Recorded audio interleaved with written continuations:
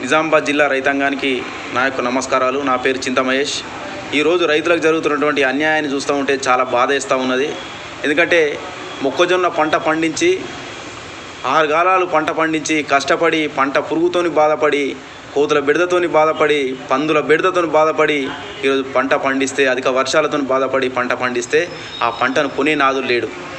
అన్నమో రామచంద్ర అన్నట్టు రైతులు బిక్కుమని ఎప్పుడు వర్షాలు వస్తాయో, ఎప్పుడు తడిచిపోతాయో అన్నటువంటి పరిస్థితి చూస్తూ ఉన్నాం.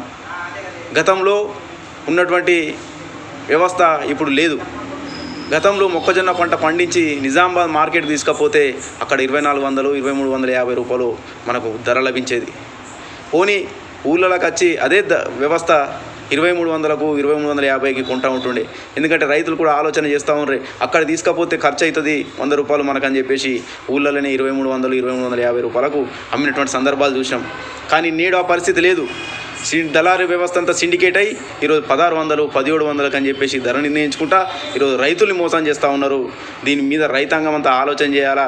ఎందుకంటే రైతుల మీద ఎప్పుడు చూడు ఈ యొక్క ప్రభుత్వం కన్నీరతనమే చేస్తూ ఉన్నది తప్ప రైతులకు ఏనాడు కూడా సాయం చేస్తలేదు. ఈరోజు మొక్కజొన్న పంట పండించిన రైతు లబోదిబోమంటే ఏడుస్తూ ఈరోజు పంటను కష్టపడి పండించిన తర్వాత అమ్ముకుందామంటే కూడా పరిస్థితి లేదు.